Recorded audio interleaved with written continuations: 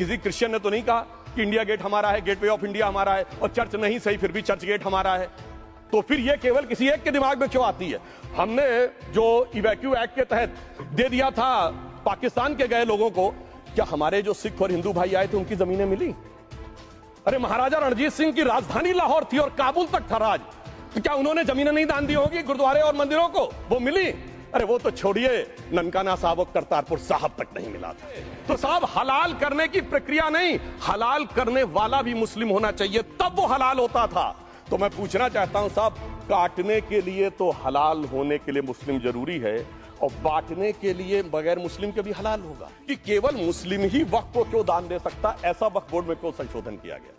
मैं ईमानदारी से कहना चाहता हूं, ऐसा नहीं कि मैं इस्लामिक मामलों का बहुत बड़ा आलिम फाजिल जानकार हूं, मगर इस्लाम में बहुत साफ मान्यता है कि जो गैर मुस्लिम है उसकी इबादत अल्लाह कबूल नहीं कर सकते। एक पुराना गीत था, वक्त ने किया क्या हसी सितम। तो आज मैं कहना चाहूंगा, वक्फ ने किया क्या हसी सितम कि मुस्लिम लीग और शिवसेना मिलकर हो गए।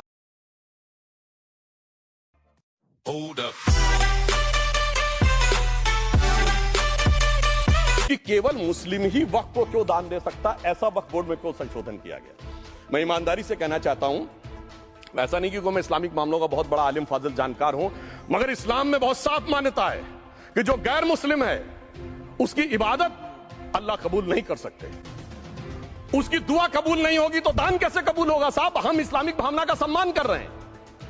हमारे अल्पसंख्यक मंत्री गए थे, तो वो मदीना में डेफिनेट लेवल तक जा सकते, उसके आगे नहीं जा सकते।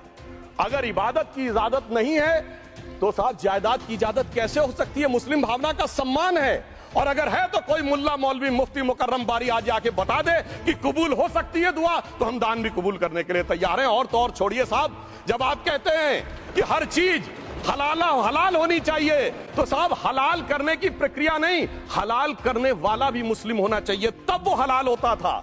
तो मैं पूछना चाहता हूं साहब, काटने के लिए तो हलाल होने के लिए मुस्लिम जरूरी है, और बांटने के लिए बगैर मुस्लिम के भी हलाल होगा? ऐसा तो नहीं हो सकता। तो जो हमारी सरकार ने किया है वो मुस्लिम भावना के सम्मान के लिए किया है। और जहां तक मैं कहना चाहूंगा, हिंदू समाज के बारे में बात करते हैं, हमारे यहां कोई प्रॉब्लम नहीं है। हमारे यहां कोई ऐसा नहीं कि हज पे कोई गैर मुस्लिम नहीं जा सकता। हमारे देखिए कुंभ में 50 लाख विदेशी आए थे और किसी से नहीं कहा या कन्वर्ट हो जाओ। इसलिए मैं कहना चाहता हूं, हिंदुइज्म की धारणा और बाकी धारणा का जो तुलना करने का प्रयास करते हैं वो बहुत उचित नहीं है। मगर सभापति महोदय, इस वक्त ने कई अद्भुत नजारे दिखाए। इस्लाम में जो काफिर से ज्यादा मुशरिक और शिर्क को बुरा माना गया, नहीं जो भगवान को माने ही नहीं। यहां देखिए वो लेफ्ट के लोग जो कहते हैं धर्म एक अफीम है, वो आज खुदाई खिदमतगार बन के खड़े हो गए। सोचिए कैसा बदलाव आया है। और सर, मुझे एक और चीज नजर आती है। एक पुराना गीत था, वक्त ने किया क्या हसी सितम। तो आज मैं कहना चाहूंगा, वक्त ने किया क्या हसी सितम कि मुस्लिम लीग और शिवसेना मिलके हो गए हम। और मैं कहना चाहता हूं, ये मुस्लिम लीग वो है जिसने सेपरेट इलेक्टोरेट की मांग की थी, और इस शिवसेना के उबाटा के हमारे इस सदन के एक सदस्य हैं।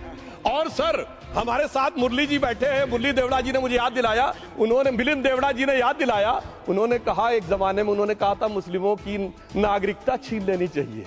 इसीलिए मैं कह रहा हूं, वक्त ने किया क्या हसी सितम, ये दोनों मिलके हो गए हम। और सर, मैं इसके बाद एक टेक्निकल बात करना चाहता हूं। जब इन्होंने टाइम ड्यूरेशन हटा दिया था और बैक में पीछे जा सकते थे, तो मैं पूछना चाहता हूं सर कि जब ब्रिटिश हुकूमत आई तो उसने तो मुगलों सारी हुकूमत ले ली थी, तो उनका मालिकाना हक कैसे हुआ? सर, 1707 के बाद तो इस्लामी हुकूमत दिल्ली से खत्म हो गई थी। एक आखिरी मुगल बादशाह शाह आलम के लिए तो बोला जाता था सल्तनते शाह आलम दे लाल किले ते पालम, यानी आज का आईजीआई एयरपोर्ट। तो साहब उसके बाद ये गुजरात के सूरत से लेकर लखनऊ तक उनका मालिकाना हक निकलने कहां से लगा?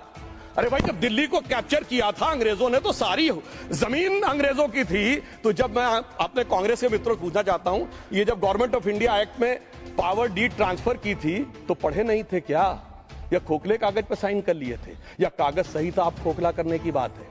मैं पूछना चाहता हूं, जब 250 साल तक वो हुकूमत ही नहीं रही तो उस हुकूमत के फरमान की लेजिटिमेसी कैसे हो सकती है? ये मैं कानूनविदों के लिए भी एक फूड फॉर थॉट रखने की बात करता हूं। और दूसरी बात मैं कहना चाहता हूं, ये किन हुकूमतों की बात कर रहे हैं सभापति महोदय? अगर सूरत नगर निगम पे दावा है मुगल के जमाने का और तमिलनाडु के मंदिर पर अरकाट के नवाब का, सभापति महोदय, ये वो हुकूमतें थी जो जजिया लगाती थी, ये वो हुकूमतें थी जो जिम्मी का कॉन्सेप्ट रखती थी, ये वो हुकूमतें थी जो गाजी की बात करती थी। क्या भारत के संविधान में उन हुकूमतों के फरमान को सही मान्यता देना सही है?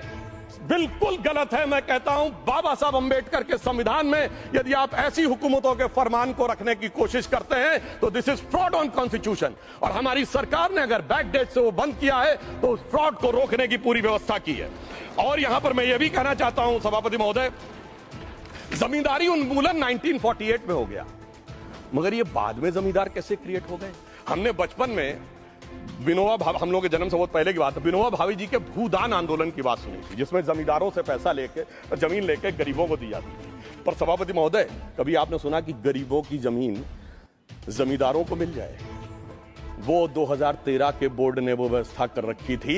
यानी वो भूदान आंदोलन था गांधी जी के शिष्य विनोबा जी का, तो आज के गांधियों के नेतृत्व में भू हड़प आंदोलन शुरू हो गया। अगर वो भूदान आंदोलन था तो ये भू हड़प आंदोलन था।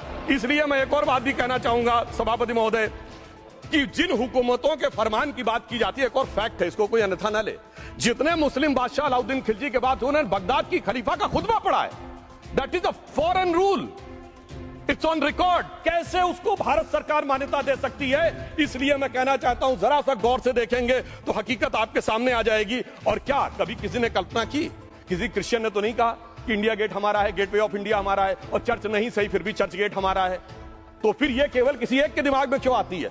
हमने जो इवैक्यू एक्ट के तहत दे दिया था पाकिस्तान के गए लोगों को, क्या हमारे जो सिख और हिंदू भाई आए थे उनकी जमीनें मिली? अरे महाराजा रणजीत सिंह की राजधानी लाहौर थी और काबुल तक था राज, तो क्या उन्होंने जमीनें नहीं दान दी होगी गुरुद्वारे और मंदिरों को? वो मिली?